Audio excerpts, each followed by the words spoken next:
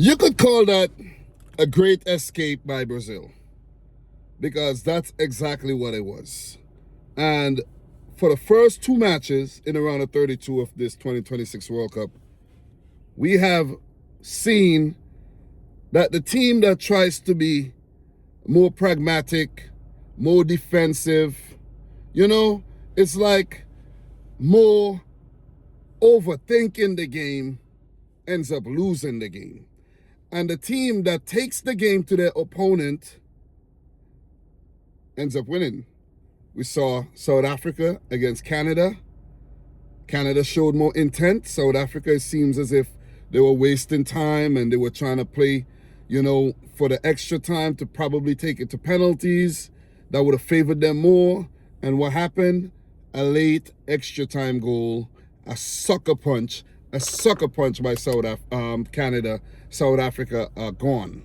And the same thing happened to Japan, because you're coming up against a team that have been the most successful team at FIFA World Cups in Brazil.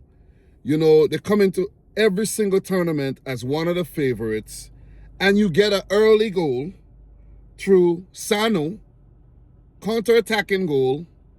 Brazil caught sleeping, two standoffish from Casemiro and Gabriel, and a really good shot to beat Allison. And at that point, I was like, whoa, could Japan actually knock out the heavyweights Brazil here?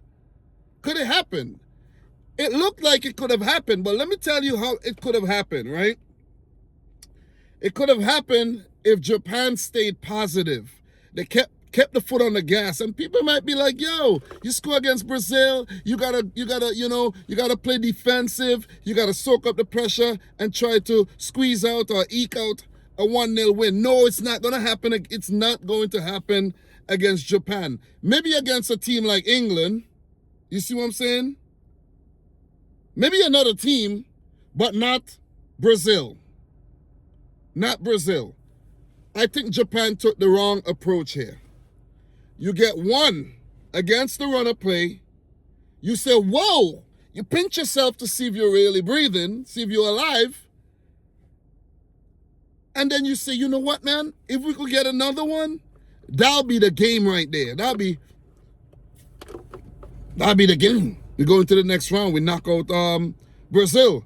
We knock that monkey off our backs. That round of 16, that knockout stage monkey, round of 16 from the previous tournament. But Japan, every time they get to the round of 16, they play well in the group phase, impressive, get to the round of 16, and then they get knocked out. They can't get past the first knockout stage match. They just can't do it. And back in 2018, they went 2-0 up against Belgium and failed to freaking win the game.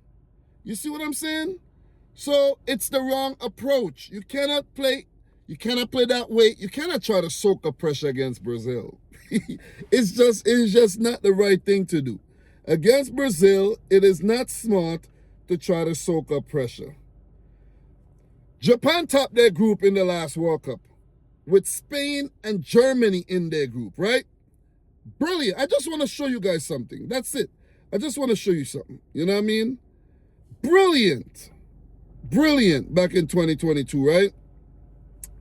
And what ended up happening in the round of 16? A 1-1 draw to Croatia. Took the freaking lead. Allowed Croatia to come back in the game. The game went to penalties. They lost. I think they just have a mental block when it comes to the knockout stage. You had to try to go at Brazil. Play Brazil's game. Take the game to them. Take the game to them. Get a second or a third. You win the game. But no, you get one and you think you're going to soak up pressure? Nah. Immediately after Brazil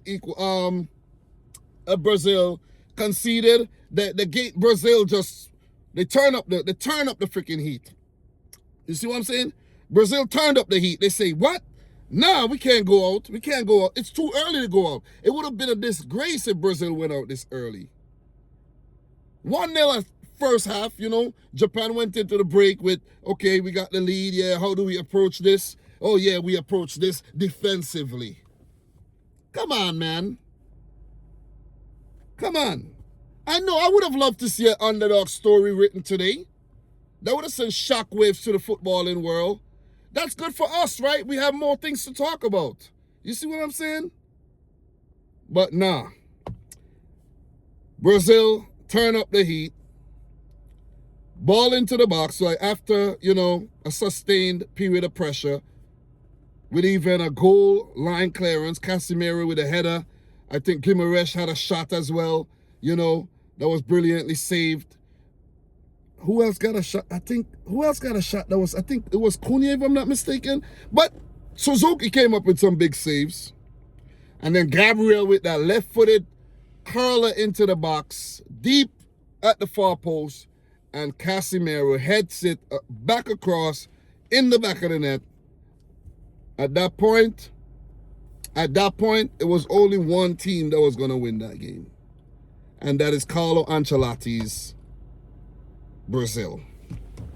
One team. Japan never looked like threatening again after that. Never looked like threatening. 5 shots at goal. 2 on target. They never looked ominous in the final third after that goal.